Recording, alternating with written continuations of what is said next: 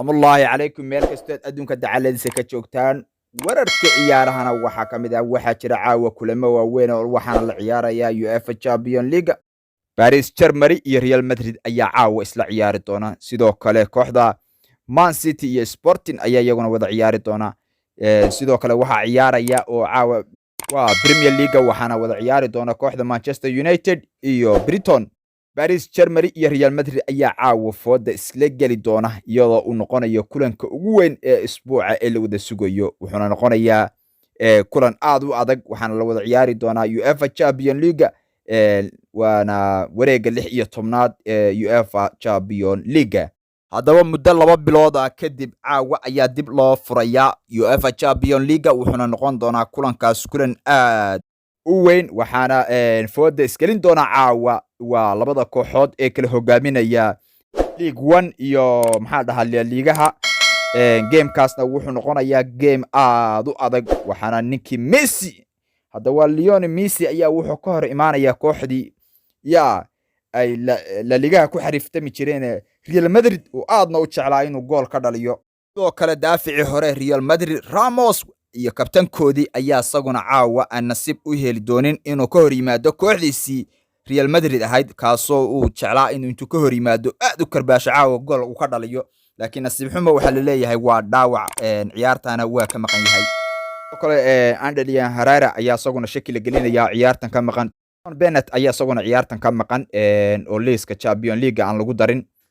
kale warka ugu wanaagsan ee Paris Germany ay helayso waxa kamid ah Neymar ayaa isaguna caawa la leeyahay wuu ciyaaraya oo wuxuu yahay gamekan inuu ka hor yimaado kooxda Real Madrid oo caawa uu ciyaaro ayuu maxaa la dhahaa bay u badan tahay oo waa fit bal leeyahay odaygaas dhaawaci waa ka soo kacay oo muddo dheer oo uu ku maqnaa Neymar ilaa iyo bishii November kale warka aadka u wanaagsan ee fanska Real Madrid ay aad u jeclaayeen waa ninkay baryahan aad u tabeen Karim Benzema ninkaasoo maqnaanshihiisa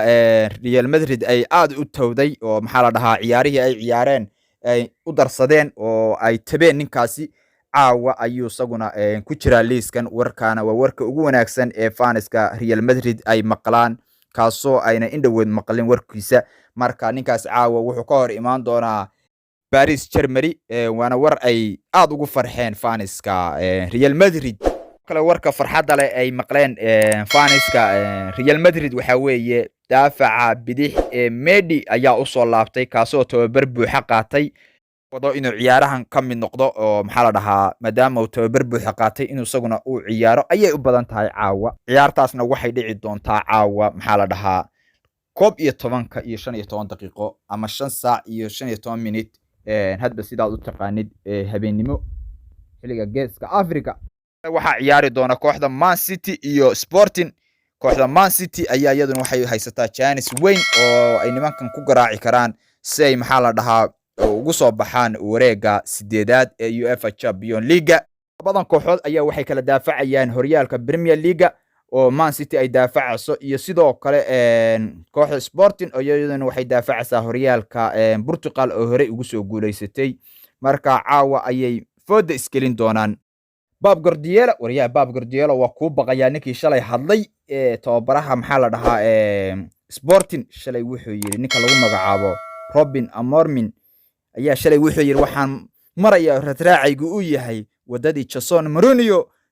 war Pep Guardiola wad maqla saabana malaynaya odayga hanjabaadaha ka dhacaya waxaan ka baqayaa caawa nimankii Man City intiisa loo burbursado sida gurigooda lagu burbursado odayga hanjabay kulli hanjabaadiis waxaan ma nin weyn oo hanjabay oo hadlay hadda waxaan malaynaya ciyaar dhici maayo ninkii Mourinho raadkiisi baan raacaya oo Pep Guardiola soo xasuusiyo yiri wariyaha wax xariftana diyaar garow ninkii ay inta badan Pep Guardiola wada xariftamayeen ciyaar dhici maayaan malaynaya waray iska jira Man City nimankaas ciyaartan ayaa hadaba waxay noqon doontaa ciyaar adag inkastoo ay Man City loo saadaalinayo inay badin doonto ciyaartan si dhib yarna ay ku soo badin doonto maadaama ay ciyaartoy fara badan ay haystaan inkastoo Grealish caaw uu ka maqan yahay ciyaartan